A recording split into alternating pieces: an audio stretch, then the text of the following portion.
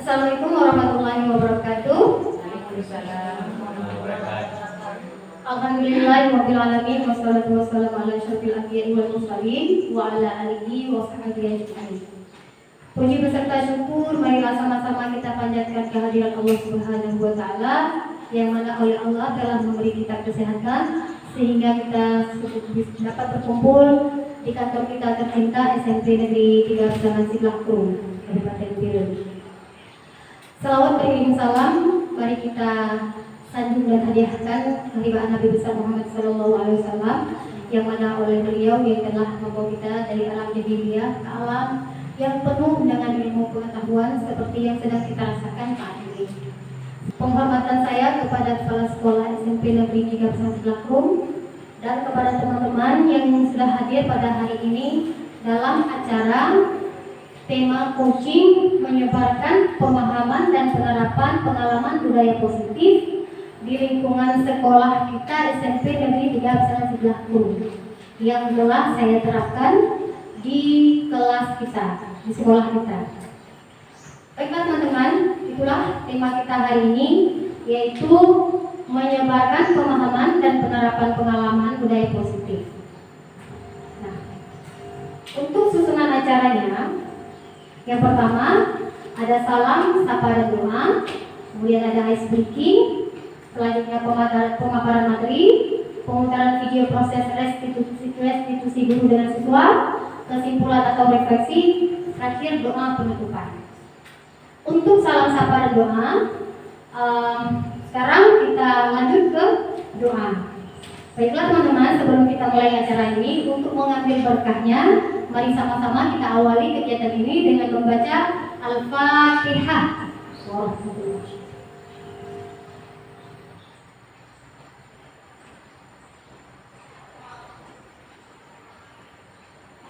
Selesai. Untuk ice breaking-nya, boleh saya minta teman-teman berdiri.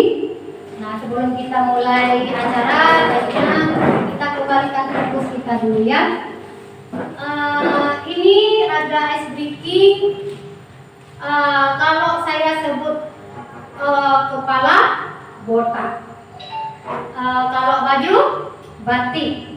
Kalau pegang begini berarti batuk. Berarti nanti ibu-ibu, bapak, tangannya kalau saya bilang botak, tangannya ke atas.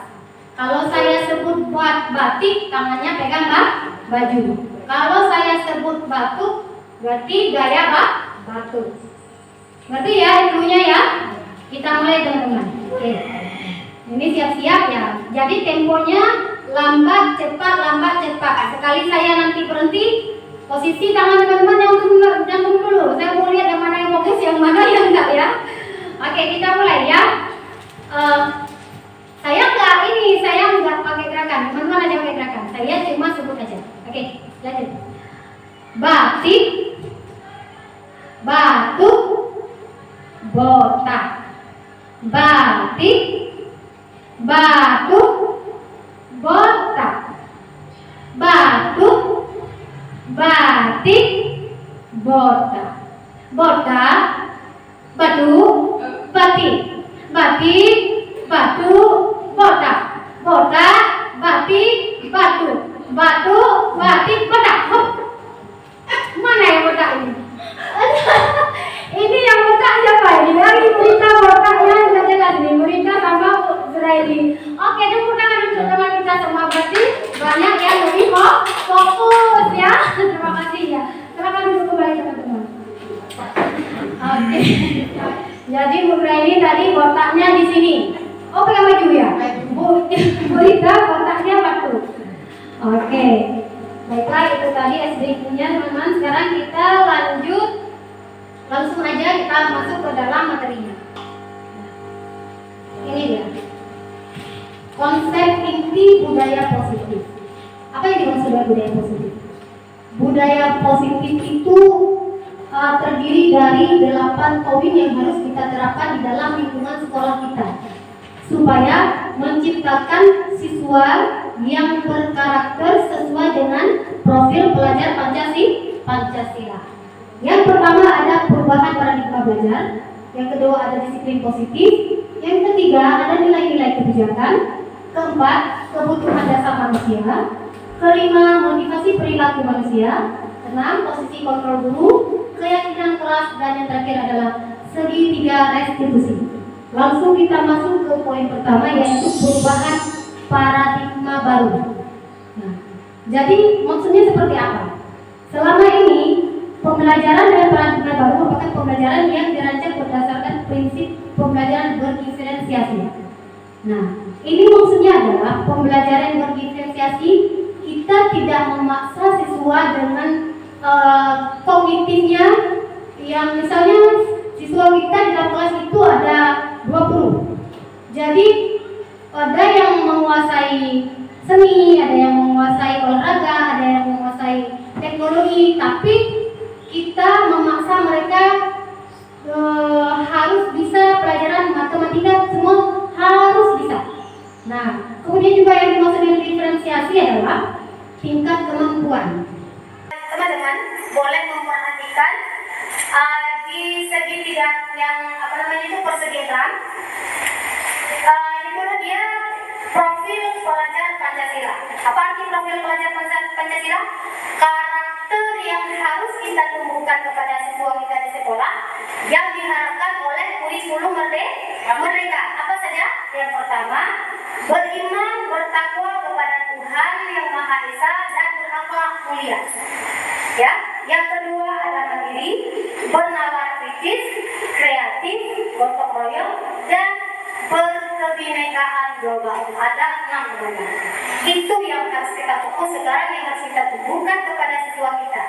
Nah, makanya di dalam proyek, kenapa dibuat proyek? Itulah tujuannya membuat proyek, untuk menumbuhkan 6 karakter profil pelajar Pancasila ini. Itu dia paradigma baru yang dirancang oleh pemerintah pusat dalam kurikulum merdeka. Dan pembelajarannya berdiferensiasi. Kemudian ini dia miskonsepsi. Apa miskonsepsi? Pemahaman kita yang salah selama ini.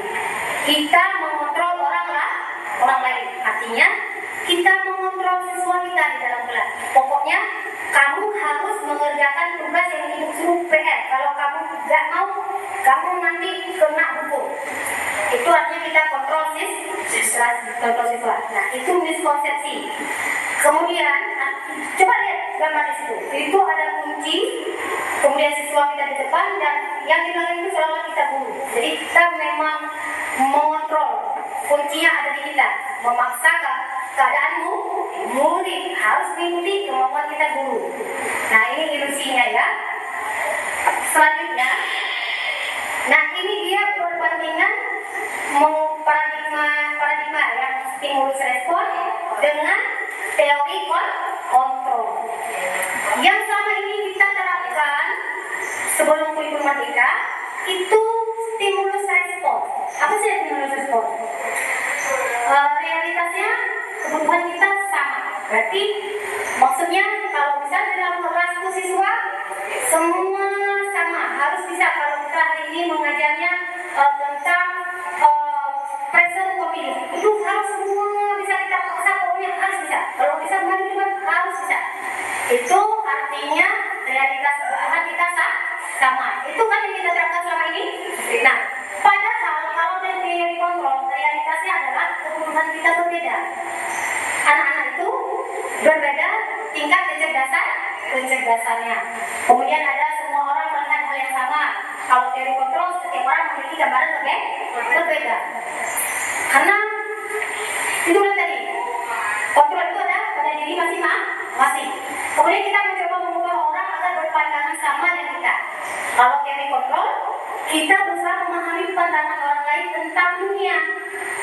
Kalau yang pertama sebelah sana kirinya itu kalau stimulus respon itu paksaan orang lain. Kalau sebelah kanan teori kontrol itu dari hati kita sendiri. Contoh, keinginan untuk belajar dari diri sendiri, bukan dari orang lain. Bu, harus begini Bu, ini kalau ini dapat seperti ini. Jadi karena ada iming, tapi begitu dapat sesuatu yang bagus dan ini dirasa-rasa ini akan bermanfaat sekali untuk kita. Dan jadi datangnya dari hati ini yang kita harapkan dari siswa kita, kesadaran belajar dari diri sendiri. Nah, ini dia budaya positif yang akan kita terapkan. Kemudian orang lain bisa mengontrol saya. Kalau stimulus respon. Nah, kenyataannya dari kontrol hanya Anda sendiri yang bisa mengontrol diri sendiri. Ya kan? Kalau misal kita keinginannya apa, misal kita suka baju apa, ada orang menawarkan baju ini karena orang lain suka, kita harus sama kan orang lain kita suka. Tidak mungkin kan? Tetap keinginan kita sendiri. Itu kenyataannya seperti yang sebenarnya. Kemudian saya bisa mengontrol orang lain. Kenyataannya kita tidak bisa mengontrol orang lain. Kemudian pemaksaan ada pada saat bujukan gagal. Kata jujur, baik-baik, nah gini-gini pakai kata-kata mulus apa segala macam, kenyataannya tetap bohong. Akhirnya kita emosi. Nah, jika dikontrol, kolaborasi dan konsensus menciptakan pilihan-pilihan baru. Jika dikontrol, tidak pakai paksaan, tapi kolaborasi. Selanjutnya model berpikir menang atau kalah. Jadi model kompetisi, model lomba-lomba. Nah, jadi kalau di teori kontrol itu model berpikir menang-menang. Artinya semuanya harus berhasil. Tak boleh ada yang kalah, tak boleh ada yang merasa menang. Itu yang sekarang kita terapkan di siswa kita. Nah, kita lanjut. Itu dia paradigma stimulus respon. Sekarang disiplin positif. Apa sih artinya disiplin positif? Disiplin artinya belajar. Ya, disiplin mengacu pada disiplin diri yang memiliki tanggung jawab terhadap apa yang dilakukannya berdasarkan nilai-nilai yang diyakini.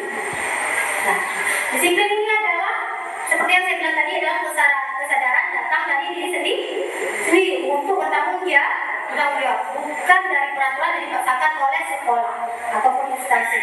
Kemudian, disiplin positif merupakan salah satu cara penerapan disiplin yang bertujuan untuk menemukan kesadaran serta memperdayakan peserta didik dengan imbalan penghargaan, ancaman atau hukum.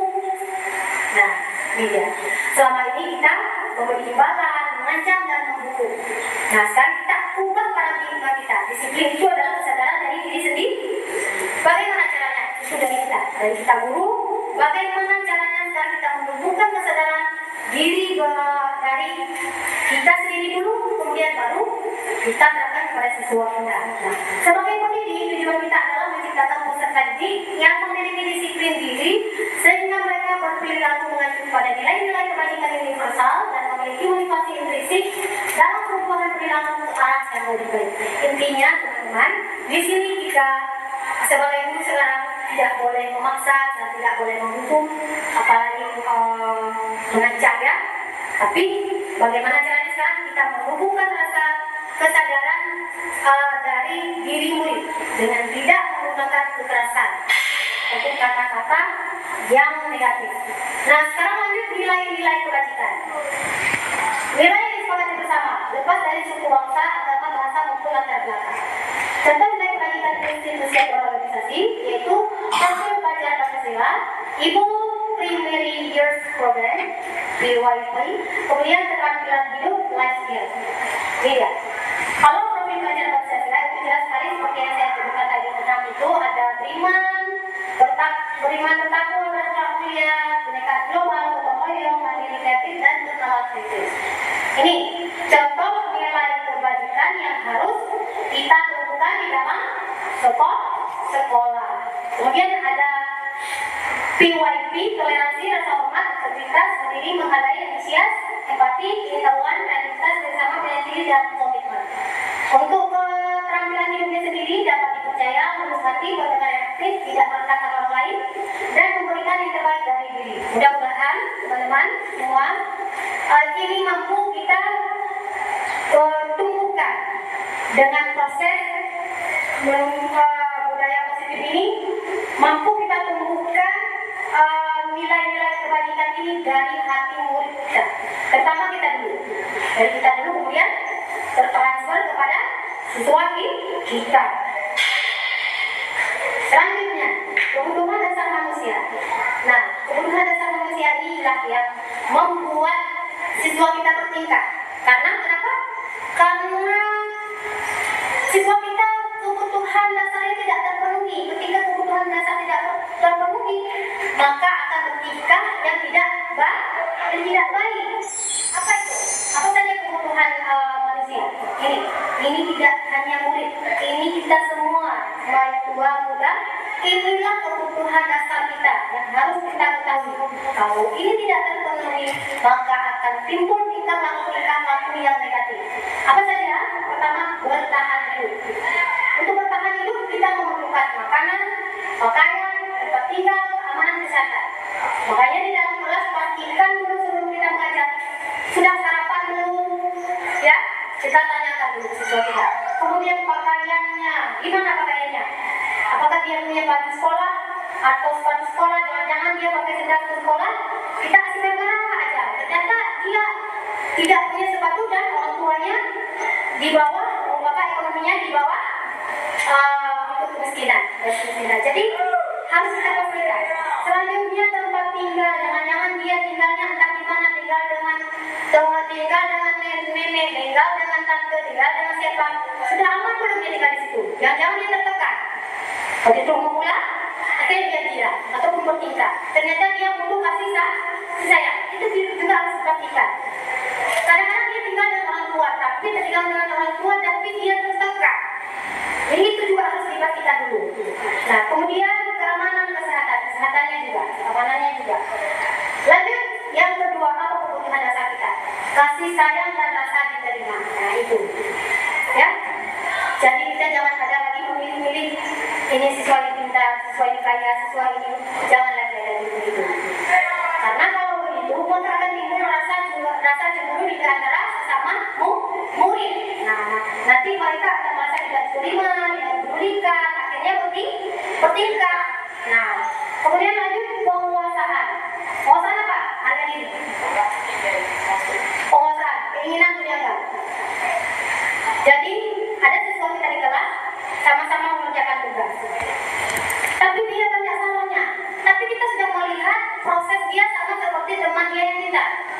Berikan dia apresiasi. Ya, dia mau dianggap, mau diapresiasi. Jadi jangan cari salah gitu. Jangan begitu. Terima kasih sudah mengerjakan tugas, mudah-mudahan ke depannya lebih baik lagi. Itu kata-kata ataupun kalimat yang seharusnya kita ucapkan supaya tidak menimbulkan down mentalnya. Ya, yang itu dia. Kalau kita kayak tadi, kenapa kamu mau selesaikan tugas capek-capek mengajar, kamu juga sendiri dengarnya. Akhirnya dia marah dan besok-besoknya lagi tidak mau mengerjakan tugas. Bertingkah. Jadi berikan dia apresiasi. Nah, kemudian didengar, baik karena nyibatan ataupun karena dia malas di dalam kelas. Kadang dia ingin didengar apa yang mau disampaikan. Malas aku dengar dia itu mau bandel, dan jangan, ya, kedepannya dengar. Kemudian kebebasan. Mandiri memiliki pilihan mencoba baru maupun memberikan arah dirinya. Kita punya rumus subjek, predikat, objek, atau kita punya rumus gini cara mengerjakannya. Dia punya nalar sendiri, tapi hasilnya sama. Berikan dia kebebasan. Nah, artinya kebebasan dalam apa? Dalam memikir, dalam memilih pilihan, dalam menyelesaikan suatu masalahnya. Berikan dia pilihan. Jadi kebebasan. Jangan ada kita. Misalnya gini contohnya.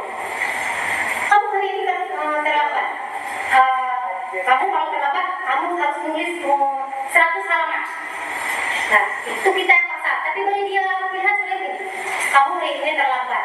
Kira-kira untuk tidak terlambat lagi, apa pilihannya? Nah, itu dia. Ya, berikan dia pilihan apa hukuman. Apa kegiatan yang dia lakukan untuk memperbaiki kesalahan. Biar dari dia yang memberi ide, bukan kita yang paksa. Nah, itu dia. Kemudian yang terakhir adalah kesenangan. Jangan bermain humor, saya tahu. Jadi kalau misalnya ada siswa kita, kecuali lagi dalam proses belajar ya, kalau tidak proses belajar, misalnya mereka di luar lagi main-main apa segala macam, jangan kita jangan ikut kali apa segala macam. Kita ini apa? Paling nggak bisa dengan dia siswa senang ya. Berikan mereka bermain humor apa segala macam. Itu kesenangan. Selanjutnya, nah ini dia. menghindari ketidaknyamanan atau hukuman. Motivasi intrinsifnya untuk mendapatkan imbalan, penghargaan dari orang lain. Kemudian untuk menjadi orang yang mereka inginkan dan menghargai diri sendiri dengan nilai-nilai yang mereka percaya. Ini dia ya, motivasi perilaku manusia. Ini dia. Selanjutnya, coba teman-teman perhatikan, ada hukuman, konsekuensi, dan restitusi. Ini adalah bentuk cara menghadapi masalah yang dilakukan siswa. Ada tingkat teman-teman. Yang pertama disebut dengan hukuman, yang kedua disebut dengan konsekuensi, dan yang paling bagus itu yang harus kita terapkan sekarang adalah restitusi. Hukuman, saya yakin teman-teman pun selama ini menerapkan hukuman ataupun ada yang sudah naik tingkatnya satu tingkat ke konsekuensi. Hukuman sifatnya tidak terencana, tiba-tiba. Real, kenapa kamu tidak terlambat sekolah? Sekarang kamu lari keliling lapangan 10 kali. Itu hukuman. Langsung di situ, tanpa persetujuan, tanpa sepakat dulu, boleh begitu datang, langsung kita suruh dia. Itu dia hukuman. Kemudian mungkin tidak tahu apa yang akan terjadi dan tidak dilibatkan. Bersifat satu arah, berupa hukuman fisik atau psikis. Bersifat satu arah artinya dari kita atasannya, kita bisa turunnya. Jadi tanpa kita sepakati dengan murid. Kemudian berupa hukuman fisik itu juga. Kalau psikis itu dengan kata-kata yang menyakitkan, yang bisa menimbulkan rasa sakit hati, rasa dendam, rasa ini jangka panjang, selama-lamanya akan diingat. Ya kan? Kalau kita ada guru kita dulu SD, SMP, atau selanjutnya guru kita dicapai sampai besok pasti ingat. Ya? Nah, kemudian konsekuensi. Nah, konsekuensi ini terencana disepakati sesuai aturan. Kemudian murid tetap dibuat tidak nyaman. Sikap guru selalu memonitor murid. Nah, ini konsekuensi. Konsekuensi ini dan lebih bagus sedikit dari hukuman. Nah, jadi konsekuensi itu terencana. Terencana gimana? Kalau saya jujur, selama ini saya udah di tahap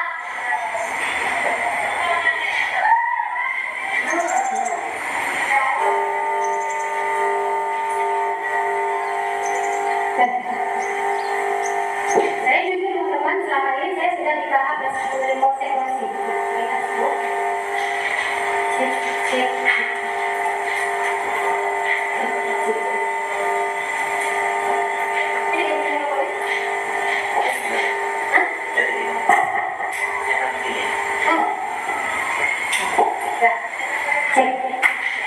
Konsekuensi itu prosesnya ini biasanya terjadi pada siswa baru, ya, ataupun siswa beda kelas. Kemudian antara wali kelas dan siswa itu membuat peraturan, membuat kesepakatan. Misalnya begini, ini kalau terlambat masuk sekolah nanti hukumannya begini. Kemudian setuju anak, setuju ibu, berarti itu ada dua arah, itu dia konsekuensi. Jadi kalau misalnya dia nanti datang, kalau misalnya dia nanti datang terlambat, dia sudah tahu konsekuensinya apa. Berarti mengutip sampah gitu ya, ataupun pokoknya sudah ada kesepakatan di antara siswa. Nah, itu konsekuensi. Dan terakhir, restitusi. Prosesnya menciptakan kondisi bagi murid untuk memperbaiki kesalahan. Proses kolaboratif yang mengajarkan murid untuk mencari solusi sendiri, bukan dari guru. Nah, ini maksud restitusi di sini. Proses memperbaiki kesalahan siswa dengan cara 3 macam. Pertama datang, kita akan akan menanyakan dulu kenapa terlambat datang, kemudian akan menanyakan apa alasan terlambat datang. Sudah dia mengakui terlambat datang, kemudian kita juga jangan langsung memfonis, tapi memberikan ini. Adil, misalnya contohnya Adil ya, yang tadi. Adil, kalau kamu terlambat datang, kamu pasti punya alasan kan? Nah, itu contoh kalimat yang kita gunakan, bukan kalimat kenapa ini terlambat datang. Dengan intonasi yang tinggi dan memfonis, bukan begitu. Tapi kalau restitusi, Adil, kenapa kali ini datang terlambat? Kamu datang terlambat pasti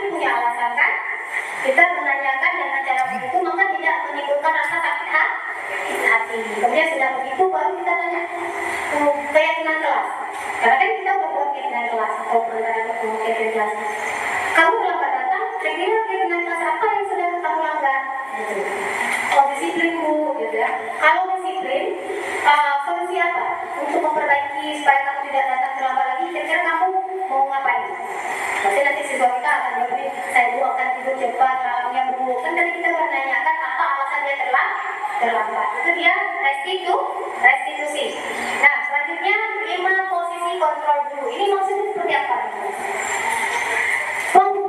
Pembuat merasa bersalah, teman, pemantau, dan manajer. Sebelum saya jelaskan, teman-teman, ini berada pada posisi yang mana? Apakah teman-teman berada pada posisi pembuku? Apakah teman-teman berada pada posisi pembuat merasa bersalah? Atau teman? Atau pemantau atau manajer? Pemantau ya. Kalau pemantau itu ya berarti lebih pada pemantau ya? Iya. Yang benar, bukan yang buku. Barangkali ada lebih sekali apa? Enggak, ya. Oke, pemantau ya. Yang pertama pemukul. Pemukul seperti yang biasa kita lihat di olahraga ya. Karena saya sering dipukul oleh guru olahraga dulu. Karena saya pendek, kalau pukul bola itu pernah lewat itu netnya, pasti saya pernah lagi di lapangan. Pukul. Kemudian yang kedua, pembuat merasa bersalah. Itu maksudnya gini, kita menggunakan kalimat begini teman-teman. Liza, selalu ibu bilang, kamu menyelesaikan tugasnya telat sekali. Ibu, gimana ya bacaannya? Artinya ketika kita menyampaikan kalimat, siswa kita merasa tidak enak. Gitu. Itu membuat merasa bersalah. Jadi kita menggunakan kalimat-kalimat yang saya buat gitu ya. Kemudian teman. Kalau teman ini kalimat yang kita gunakan begini. Nah, ayo kerjakan tugasnya. Ibu kalau kalian nggak kerjakan tugasnya, ibu nggak ingat di kepala sekolah. Nanti hilang dilihat. Sekarang kita lanjut ke pemantau. Nah, teman-teman tadi banyak memilih pemantau. Pemantau itu begini. Salah satu, kalian kemarin lihat dari kantor kalian itu masih bolak-balik aja masuk keluar WC ya. Nah, itu pemantau. Kita masih melihat ada tingkah laku siswa. Itu pemantau. Atau gini, Will, kamu selama ini ibu lihat kurang aktif ya di kelas ya. Ibu tanya sama ini, tanya sama itu, kamu itu tidak banyak yang kamu lakukan sekarang. Kamu lebih bandel dari yang dulu. Itu pemantau. Mengerti manajer. Arti manajer ini pengatur. Tadi kita ini harusnya seorang menjadi manajer. Manajer itu kita cuma mengarahkan seperti tadi anak-anak kelas 2. Kalian kenapa ribut sekali? Mereka sudah jawab. Ibu tadi ini bu. Gitu ya. Anak-anak, semua kita punya kesalahan. Pasti kita pengen ngomong semua ya kan? Itu memvalidasi kesalahan. Kemudian baru kita menstabilkan identitasnya. Semua kita membuat kesalahan anak-anak, kelas lain juga itu. Nah, menurut kalian, kalau itu begini keyakinan kelas apa yang sudah kalian langgar? Nah, Bapak kalau ribut, teman, apa? Karakter apa itu? Kalau ribut di kelas, tidak menghormati orang lain. Ketika mereka ribut, kelas yang lain ikut terganggu. Nah, berarti mereka sudah melanggar keyakinan kelas, tidak menghargai orang lain. Nah, itu dia tadi. Jadi kita tanya ke mereka, apa solusinya maka? Lanjut, contoh penerapan 5 posisi kontrol dulu. Yang pertama, menghukum itu kalau misalnya siswa tidak memakai atribut lengkap satu pelajaran, kalau menghukum itu langsung hormat pada bendera selama 1 hari. Itu tipe penghukum tuh. Kalau tipe pembuat merasa bersalah, berapa kali ibu bapak harus meriksa kamu? Kamu selalu saja mengecewakan ibu bapak. Nah, ya, itu dia kata-kata yang digunakan oleh seorang guru atau seorang bapak ketika siswa yang tidak ini berada pada posisi pembuat bahasa bersalah. Selanjutnya, contoh kalimat yang digunakan untuk teman ataupun guru yang berperan sebagai teman. Kalau tidak memakai atribut, ayo dong ikuti aturan sekolah. Kalau bantu ibu atau bapak yang sekali ini, ya sudah, tidak apa-apa. Lain kali jangan sampai berbuat seperti ini lagi ya. Itu kita teman dengan siswa. Kemudian yang keempat itu juga memantau. Guru itu memantau kalau ada siswa yang tidak memakai atribut, apa katanya? Kamu sudah melanggar peraturan sekolah. Kamu tahu konsekuensinya. Setelah upacara, kamu beli atributnya ke koperasi dan jangan diulangi lagi. Ya, itu tipe memantau. Kemudian selanjutnya yang terakhir itu tipe manajer. Ini tipe manajer ini kita menanyakan pertanyaan supaya dia mencari jawabannya sendiri. Jangan langsung dari kita memberikan arahan kamu sini. Tapi kita yang memberikan arahan pelan-pelan dan memberikan pertanyaan teman kembali supaya dia mencari jawabannya sendiri. Nah, ini dia jawabannya. Apakah kamu tahu kesalahanmu? Tadi kan bisa dijawab. Kira-kira bagaimana kamu memperbaiki kesalahanmu? Jadi kita memberi kebebasan dia untuk berpikir apa solusi yang akan dia pilih untuk memperbaiki kesalahan itu manajer, dan kita akan melakukannya di restitusi, bukan di konsekuensi, bukan di hukum, tapi di restitusi. Itu tadi yang tidak ingat teman-teman, ya, pembuku, konsekuensi, dan restitusi. Itu tiga yang untuk mengatasi masalah sesuatu.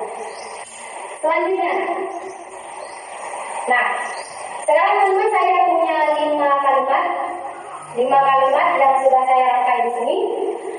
Nanti saya tanya teman-teman, ini masuk ke yang mana 5 posisi kontrol guru tadi? Masih ingat 5 posisi kontrol guru? Yang pertama apa? Pembuku.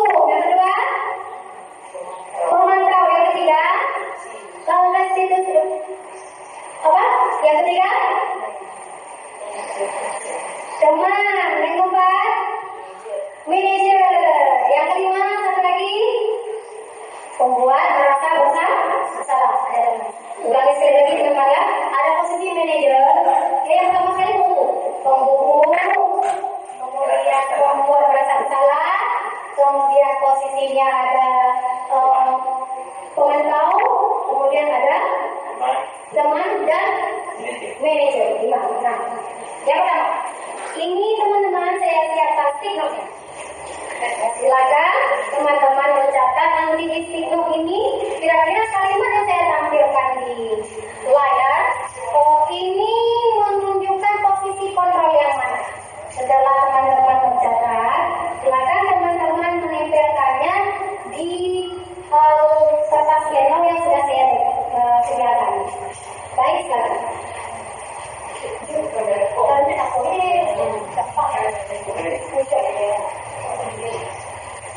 Tinggal teman-teman juga di sini posisinya apakah teman, apakah pemantau, apakah ini manajer, ya? Iya, ini posisi kontrolnya. Ini dia, ada 5 posisi kontrol yang tadi. Nah ini dia, pembuku, pembuat merasa bersalah, teman, pemantau, dan manajer. Nah, kira-kira dengan kalimat yang tadi masuk ke mana ini? Apapun saya buka kalimatnya, sekali lagi. Kalau sudah boleh tempel teman, kalau sudah boleh ditempel. Yo, aku agak tempel kalau sudah. Dan masih ada 4 kalimat lagi.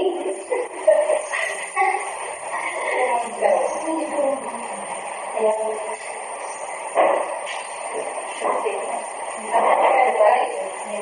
Ini kan tadi udah lihat contoh kalimatnya ya, seperti apa.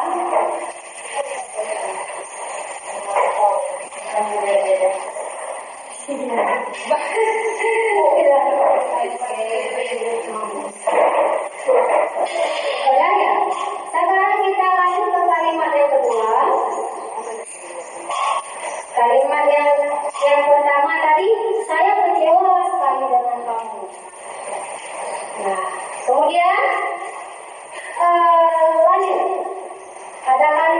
Kamu tidak pernah melakukannya. Silakan sebenarnya. Tidak melakukannya.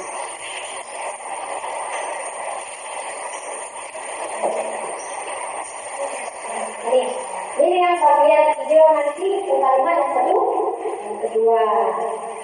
Kamu tidak pernah melakukannya.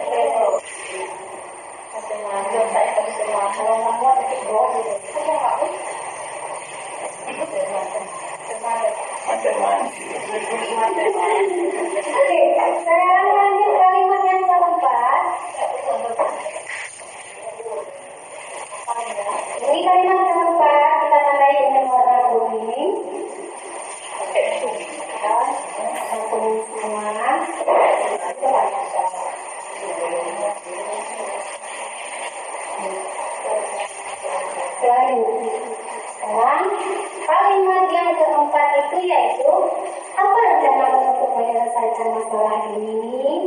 Pastinya teman-teman kalau kita melemparkan pertanyaan itu termasuk dalam posisi kontroversi. Ya. Apa rencanamu untuk menyelesaikan masalah ini? Maka sekali ya teman-teman saya tidak dan cepat. Keren. Senior semua ini. Mau masuk ya. Oke, ya Pak. Kita sekarang keluarannya ya, kalimat terakhir. Coba. Langsung bawa ke kamu. Ini bukan lagi. Kalau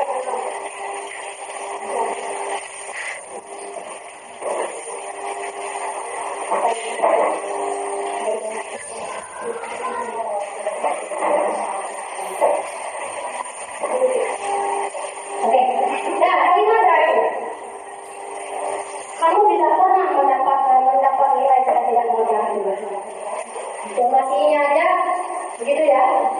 Kamu tidak pernah mendapat nilai jika tidak mengerjakan tugas. Berat gitu ya.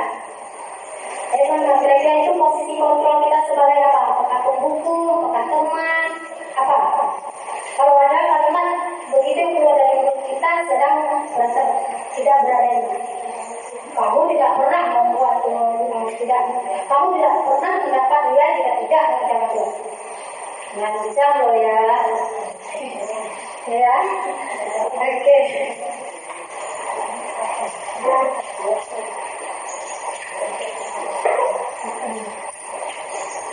Udah ada mengancam sudah lain ya.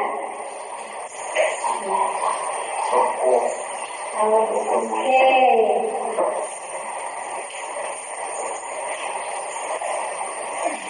Jangan apakah di antara mereka dulu.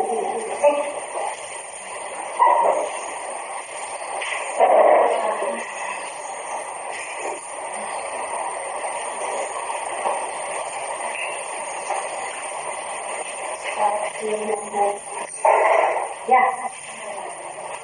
Sekarang ini saya mau nanya, adakah dari teman-teman yang menjawab dari pertama sampai terakhir itu sama semua?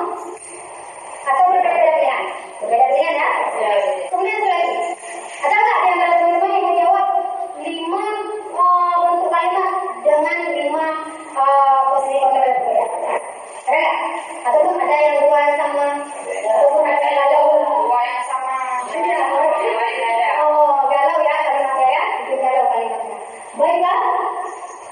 Untuk yang pertama kalimat yang tadi. Nah, ini dia kalimat pertama. Saya kecewa sekali dengan kamu. Ini kalau kalimat ini yang kita keluarkan kepada siswa, kita berada pada posisi kontrol membuat berasa bersalah. Oke, tepuk tangan dulu teman kita banyak yang sudah ya. Selanjutnya kalimat kedua. Kamu tidak pernah benar melakukannya. Nah, kamu tidak pernah benar melakukannya. Baru teman-teman, kalau teman-teman mengeluarkan kalimat seperti ini, kalimat teman-teman sedang berada pada posisi apa? Pemantau. Kalau menurut saya pemantau. Mulai teman-teman lagi jauh ya? Iya. Sedih sekali teman-teman di sini galau kalimatnya. Ini ada pada posisi pemantau. Tekan di waktu kita pemantau. Ya, kamu tidak pernah benar melakukannya. Kemudian selanjutnya yang ketiga. Ayo lakukan tindakan itu kelihatannya sama kata. Tapi asalnya dengan murid, merasa tidak nyaman ketika kita entah sedang membalas sudah ngomong masalah pribadi itu sudah jadi teman. Ini dari posisi kita semua ini semuanya benar ya di Mas Rufi. Selanjutnya, kalimat yang keempat, apa rencanamu untuk menyelesaikan masalah ini? Kalau tidak ada tanda tanyanya berarti manajer. Sekali lagi kita mengenal untuk kita semua. Ini harus dimaksudnya karena kita fokus ke manajernya. Dan last one, kamu tidak pernah berkali lagi tidak menjalankan tugas. Dari informasinya aja sudah menjadi seorang pemukul. Nah, ini coba aplausnya yang kenyang sekali kita semua karena kita semua tentang itu ini semua kita sebagai orang pemukul. Teman-teman siap nggak kita sekarang menjadi seorang manajer?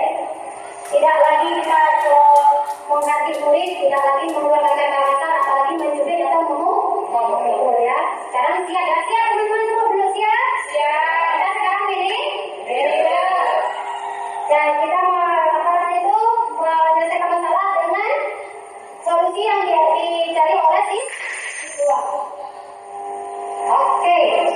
Nah, sekarang masuk ke keyakinan kelas. Teman-teman, keyakinan kelas itu supaya jangan malu langsung aja perbandingannya. Ini dia. Selama ini kita membuat di dalam kelas itu keyakinan kelas atau peraturan kelas. Coba teman-teman perhatikan. Yang sekarang ini kita buat dalam kelas itu keyakinan atau peraturan? Peraturan. Nah, untuk sekarang kita buat keyakinan. Untuk restitusi dan manajer ini kita buat keyakinan kelas. Keyakinan kelas itu sifatnya seperti apa?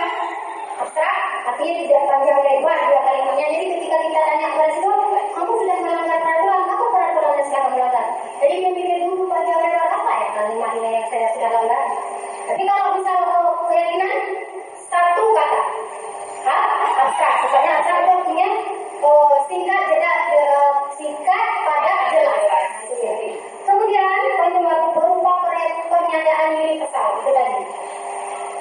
disiplin. Itu universal.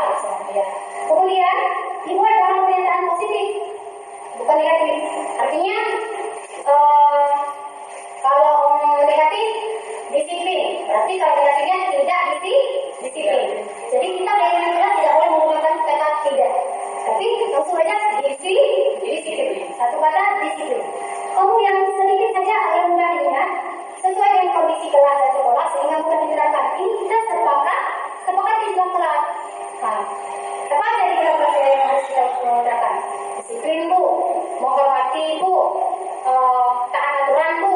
Nah itu dia, ya, bukan Bu letakkan sesuatu pada tempatnya Bu, membersihkan, mengambil sampah yang jatuh di lantai kemudian masukkan ke dalam tong sampah Bu, itu panjang ya, Anda bantu makanya peraturan kelas. Kemudian semua warga sekolah atau warga kelas dilibatkan saat membuat keyakinan ke kelas. Jadi bukan dari guru di kantor nanti tulis apa ya keyakinan kelas ini boleh kita lakukan. Kemudian kita sampaikan ke siswa, kita sepakati, kalau sepakat langsung itu, kalau enggak kita ubah. Nah itu ya. Itu dia ya teman-teman, keyakinan ke kelas, bukan lagi peraturan kelas. Nah ini dia proses sedia restitusi. Nah, tadi restitusi suatu proses dialog yang dilakukan oleh guru agar mendapatkan hasil murid yang mandiri dan bertanggung jawab, karena dia mencari solusi kesalahan dari dirinya sendiri. Dia mengakui kesalahannya, dia mengakui keyakinan kelas yang sudah disepakati yang dilanggar, kemudian dia mencari solusi untuk memperbaiki kesalahan. Itu dia jadi 3. Yang pertama, validasi tindakan yang salah, artinya dia mengakui kesalahan.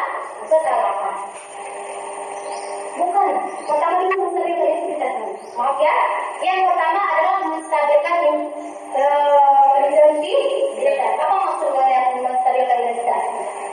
Artinya sebelum kita mencari kesalahannya, kita beri dia semangat dulu. Contohnya begini, Arif, kenapa datang terlambat? Saya telah bangun Bu. Itu memvalidasi identitas. Arif, semua orang pernah membuat kesalahan. Nah, tapi orang mau belajar berubah dan belajar dari kesalahan itu menstabilkan identitas. Bukan langsung mati. Jadi, kenapa hari ini nggak sekolah? Kamu biasanya nggak sekolah, tidak baik sekolah. Itu bukan gitu ya. Nanti kita ubah kalinya. Arif, kenapa kamu nggak sekolah? Sudah berapa kali kamu tidak sekolah? Alasan kamu nggak sekolah apa? Nah, itu ya. Itu dia. Kemudian validasi tindakan yang salah. Menurut Arif, ini kelompok sekolah ini menurut Arif benar atau salah? Salah Bu. Itu memvalidasi tindakan yang salah. Kemudian yang terakhir menanyakan keyakinan. Sudah tanya tadi apa kesalahannya, baru kita keyakinan. Kita kemarin sudah membuat keyakinan jelas. Menurut kamu keyakinan kelas yang mana yang sudah kamu langgar? Disiplin Bu. Nah, berarti dia udah tahu. Nah, karena kalau udah kamu tahu disiplin, menurut kamu apa yang solusi yang membuat kamu tidak terlambat lagi? Nah, kita menanyakan solusi pada anak tersebut. Nanti dia akan jawab sendiri. Misalnya contohnya, saya Bu akan tidur cepat dan tidak akan bergadang lagi. Saya tidak akan main HP sampai larut malam.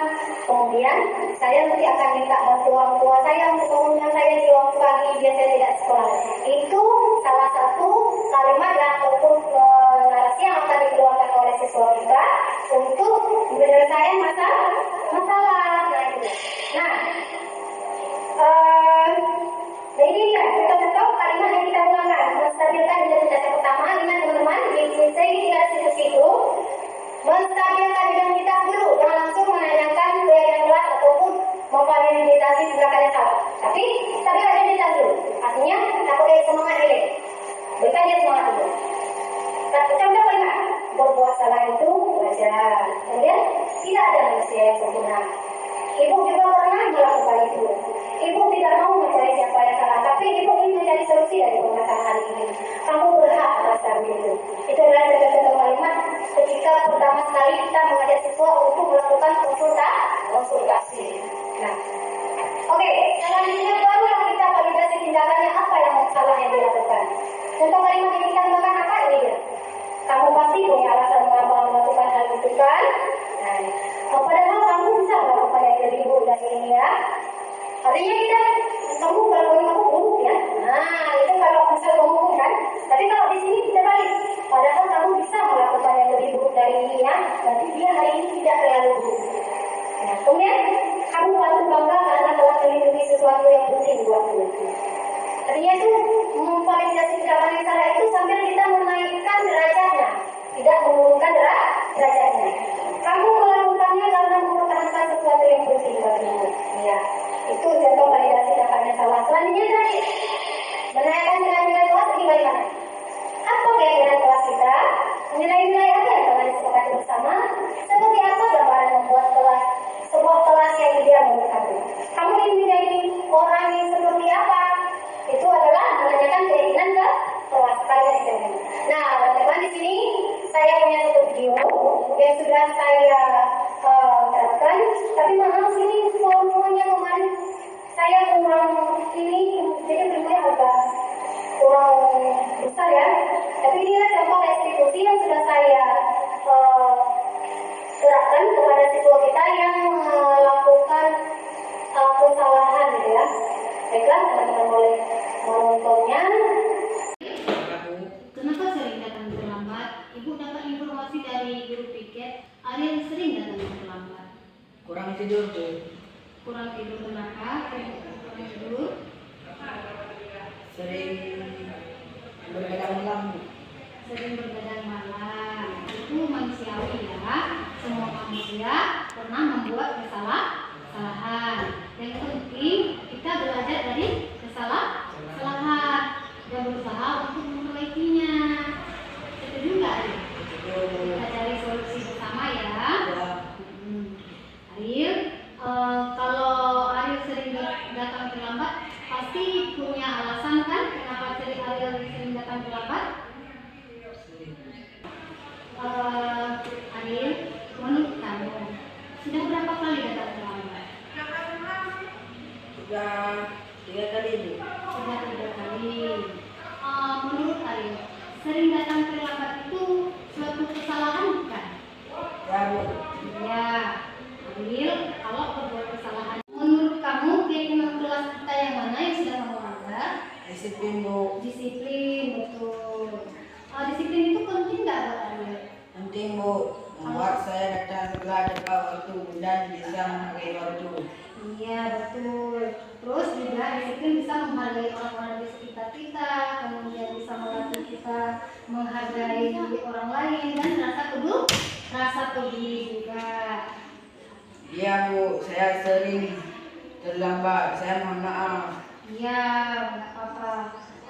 Apa solusi yang akan Ariel lakukan nanti? Saya akan tidur lebih cepat dan tidak main HP sampai larut malam bu.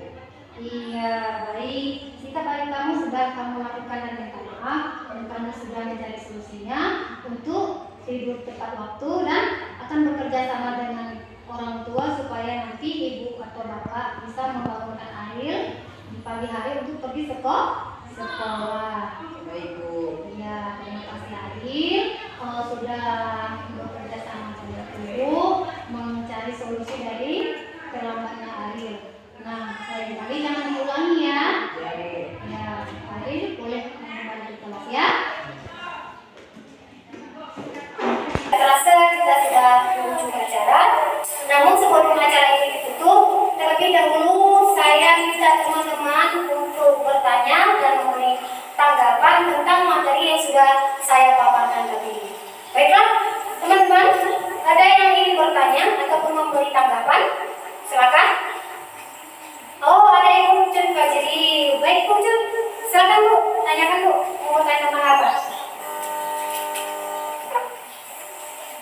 Assalamualaikum warahmatullahi wabarakatuh. Waalaikumsalam warahmatullahi wabarakatuh. Terima kasih sekali saya ucapkan pertama sekali kepada Ibu Hasanah yang telah memberikan sedikit materi, bukan sedikit ya, sudah banyak memberikan materi untuk pada hari ini dan banyak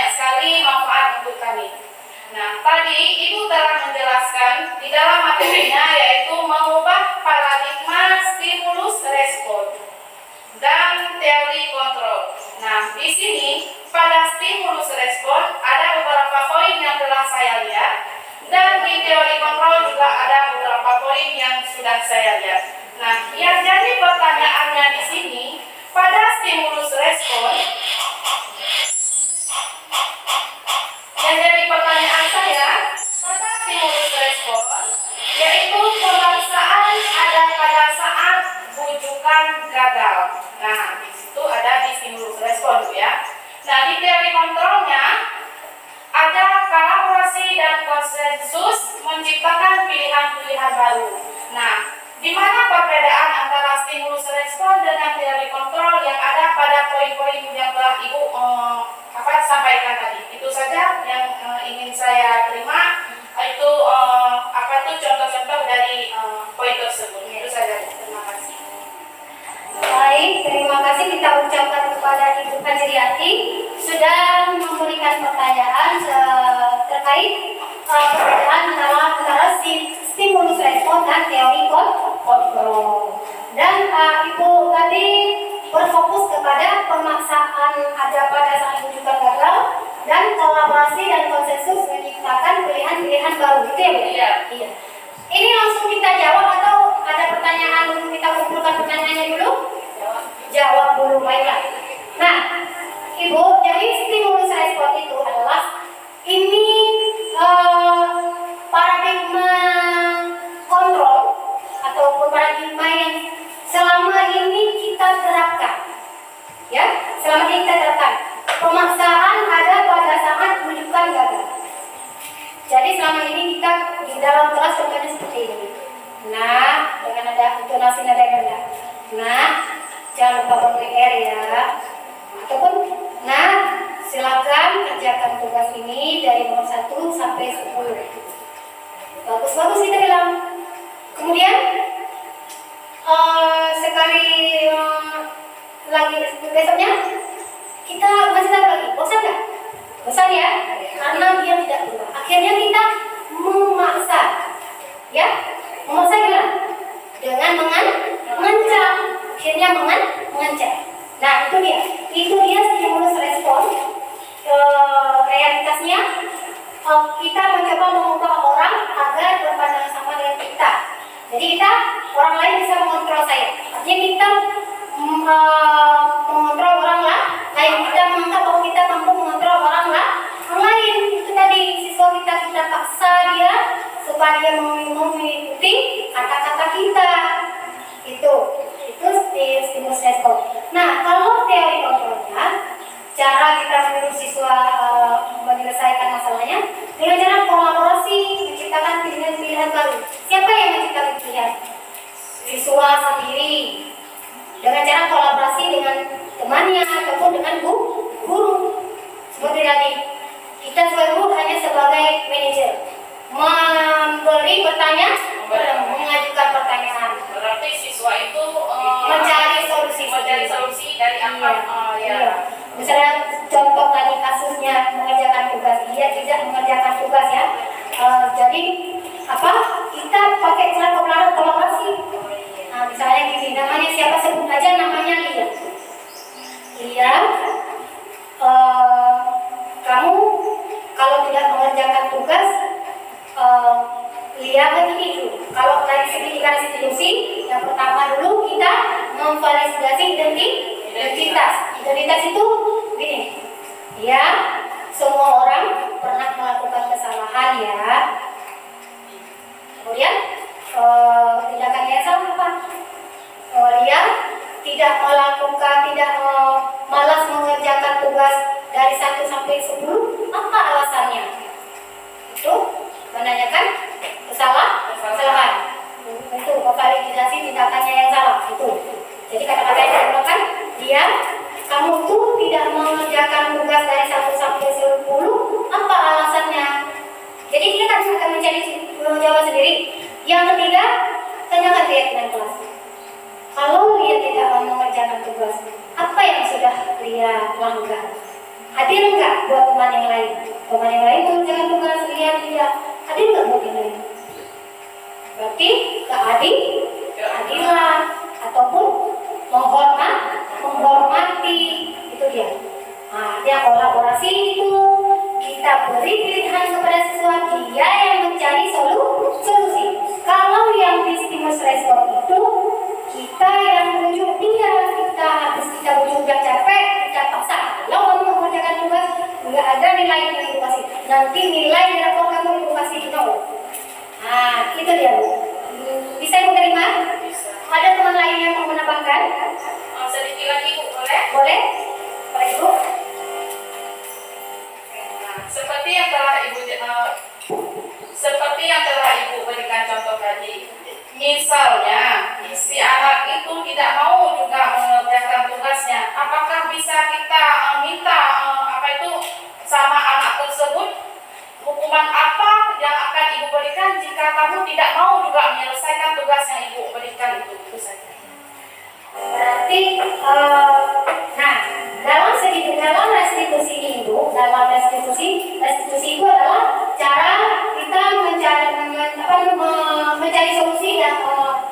solusi dari kesalahan sesuatu ya. Jadi bukan dari kita hukumannya, tapi kita tanya solusi dari dia. Nah, contohnya begini, Lia, kamu kan malas mengerjakan tugas ini dari 1 sampai 10, terus kamu juga sudah melanggar keyakinan kelas, keadilan dan menghormati orang lain. Menurut kamu, apa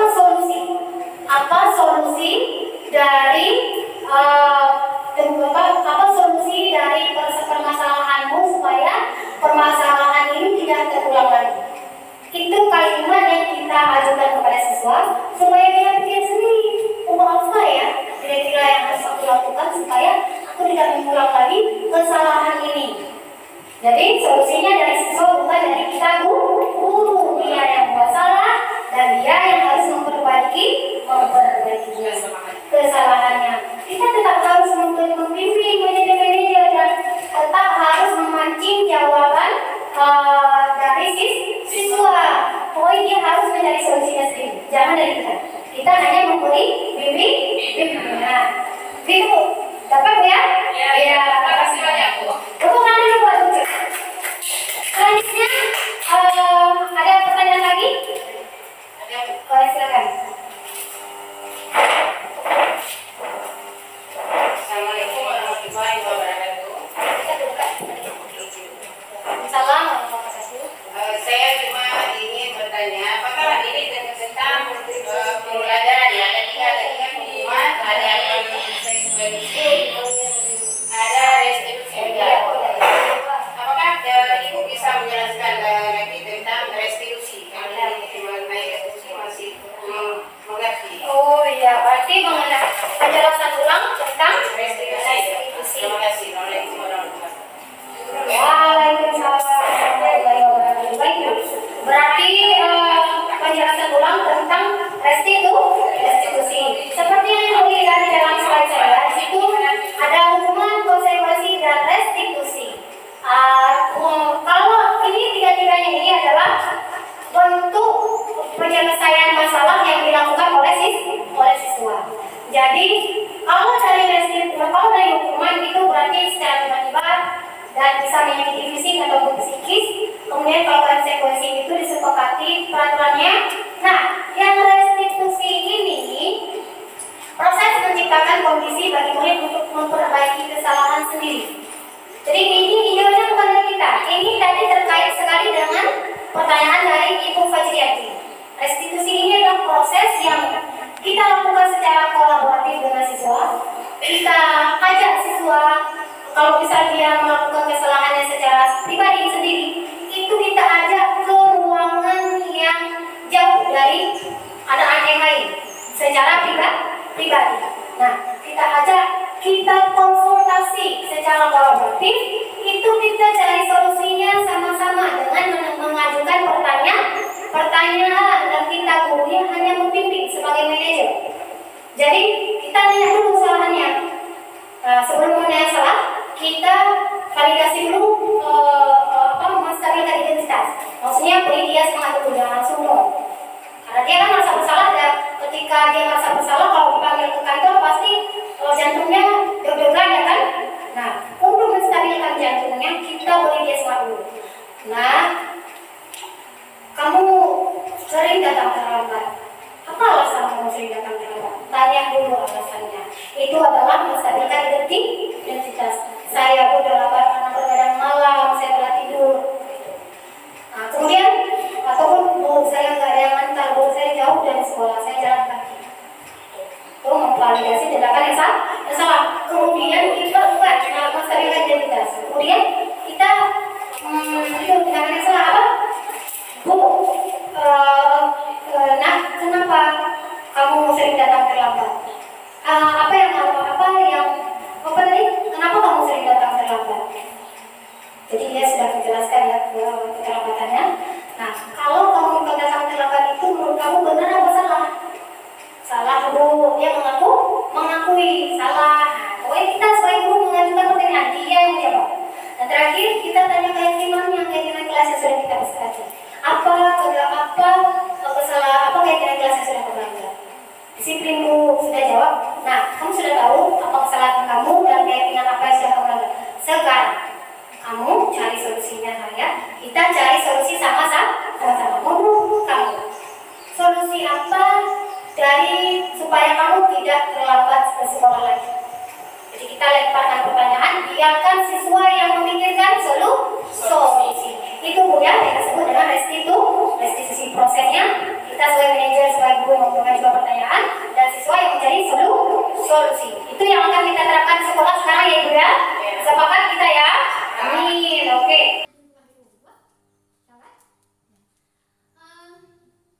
Tadi sudah saya sampaikan seluruh materi yang ada dalam budaya positif yang harus kita terapkan di lingkungan sekolah kita. Saya ucapkan apresiasi dan terima kasih kepada teman-teman. Selanjutnya untuk refleksinya, saya minta kesediaan dari siapa yang mau memberikan refleksi? Baik, Bapak, silakan Pak berikan refleksi untuk acara kali ini.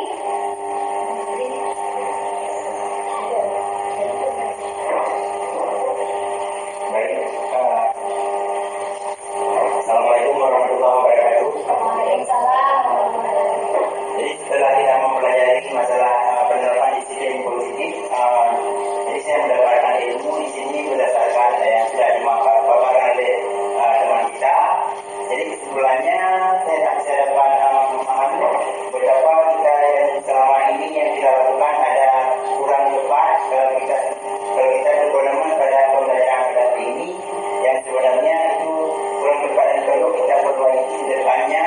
Dan alhamdulillah dari hampir 1 jam dan kita sudah memahaminya dan kedepannya akan kita terapkan di sekolah kita ini. Terima kasih. Assalamualaikum warahmatullahi wabarakatuh. Waalaikumsalam warahmatullahi wabarakatuh. Jadi terima kasih kita ucapkan kepada Bapak Wilda. Ini tentang redaksinya tadi. Terima kasih banyak ya Pak. Baiklah teman-teman, untuk akhir acara kita tutup dengan doa. Seperti sebelumnya saya menyampaikan permintaan maaf saya dalam menyampaikan mungkin ada yang kata-kata atau kalimat yang kurang berkenan, itu saya mohon maaf sekali ya. Dan untuk informasi yang saya sampaikan, saya harap dan untuk kita semua semoga kita mampu menerapkannya dalam lingkungan sekolah kita supaya terwujudnya visi sekolah kita beriman, bertakwa, berprestasi. Ya, itu dia tadi semuanya. Baiklah, sebelum kita menutup acara hari ini, kita tutup dengan mengucapkan Al-Fatihah.